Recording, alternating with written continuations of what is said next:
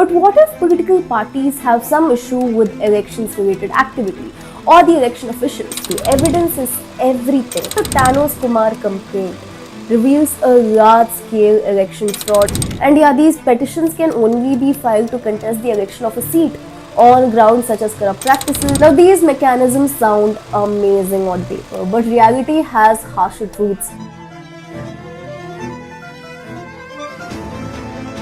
Now, as a citizen, if a party cadre worker tries to lure you with ₹1,000 or a booze bottle or any tangible illegal goodie during election season, you always have the option to report the election violation on the cVIGIL app, where C stands for citizens. But what if political parties have some issue with elections related activity or the election officials? Are they only supposed to make noise and grab headlines, or is there an actual mechanism to tackle these complaints? Here's what we found out. Chief election commission के बारे में मैंने बोला कि ये व्यक्ति vote चोरों की रक्षा कर रहा है। जो भी मैं यहां बोल रहा हूं 100% प्रूफ के साथ, सबूत के साथ बोल रहा हूं। हलफनामा देना होगा या देश से माफी मांगनी होगी। Alright, Neta has a problem, so what can Neta do? Before we get into the matter, let's keep the baseline clear. Complaints can be filed before, during, or after elections within a stipulated time period.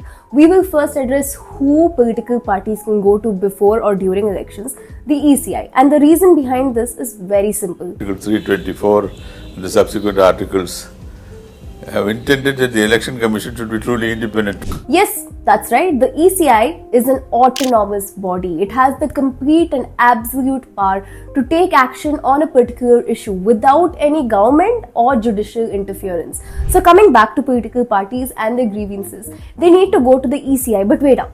It's not that one dimensional. Complaints handle करने के अलग अलग levels होते हैं. हर complaint सीधा ECI तक नहीं जाता. ECI में सिर्फ around 800 लोग हैं, तो इतने बड़े electorate के लिए system को smarter और more efficient बनाना जरूरी है. Which also means having a functioning grievance redressal mechanism. This idea is based on the principle of subsidiarity, which means complaints should be handled at the lowest level possible, where the people involved have the power to solve the issue.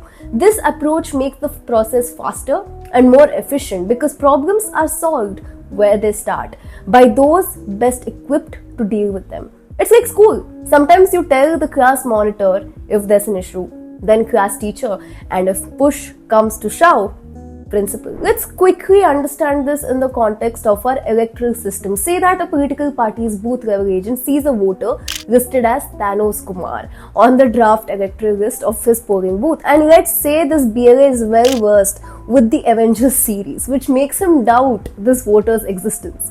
The BLA would then address the issue of Thanos Kumar to booth level officer during role revision to cross-verify the legitimacy of Thanos Kumar.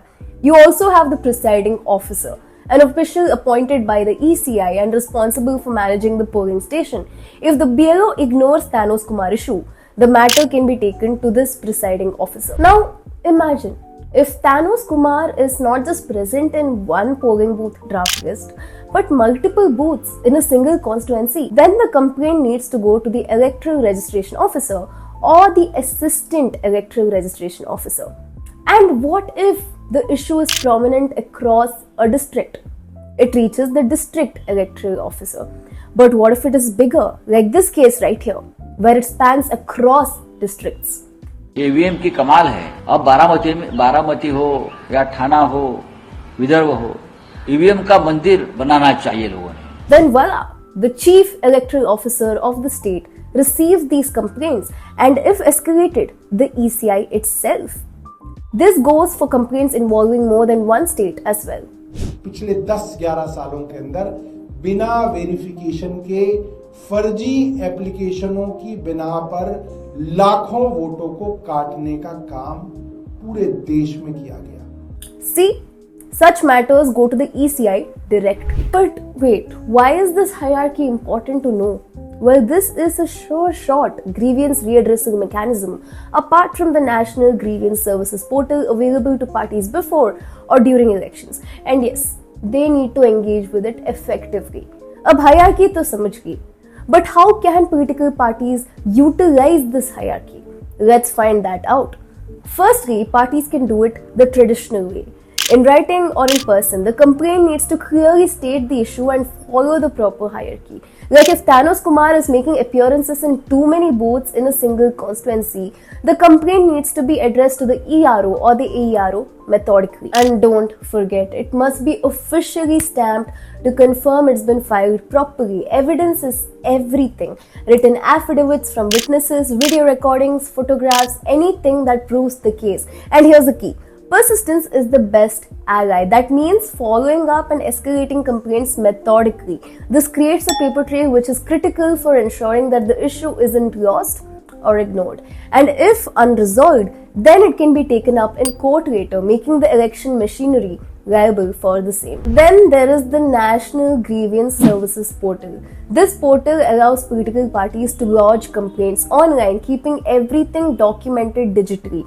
However, time is not always on the complaint side here. There is sadly no clear timeline in which these complaints need to get resolved. Now, whether it's written process or digital process, say the Thanos Kumar complaint reveals a large-scale election fraud under the Representation of the People Act 1951 or the Indian Penal Code. The returning officer or the relevant authority can order the local police to file an FIR. This means your complaint moves from administrative handling straight into the criminal justice system. Before and during elections का grievance redressal mechanism समझ आए होंगे. अब थोड़ा समझते हैं about post election. Let's look at the Maharashtra elections and the Bombay High Court's dismissal of the plea, which alleged irregularities. You see, these allegations have come after elections have been done. How's that? Enter election petitions, the judicial route to challenge elections of a seat or candidate at 3 levels of elections: Parliament, State Assembly and local elections. This is filed in the High Court of the state where the election took place. Okay, wait. Who all can file an election petition? So normally that's filed by the candidate who contested the election or eligible voters from that constituency. Okay, so basically anyone. That's easy.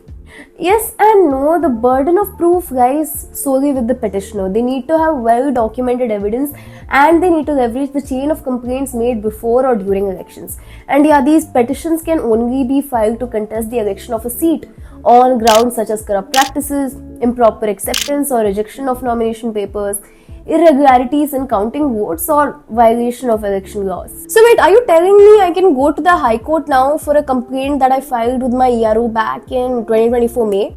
No. Petitions need to be filed usually within 45 days from the date of election result declaration. And what can the High Court do once the petition is filed? The High Court can either declare the election void, uphold the election, or order a re-election based on its findings. And yes, the High Court needs to conclude the trial for an election petition, ideally within 6 months from the date of filing. Okay, let's get back to the video.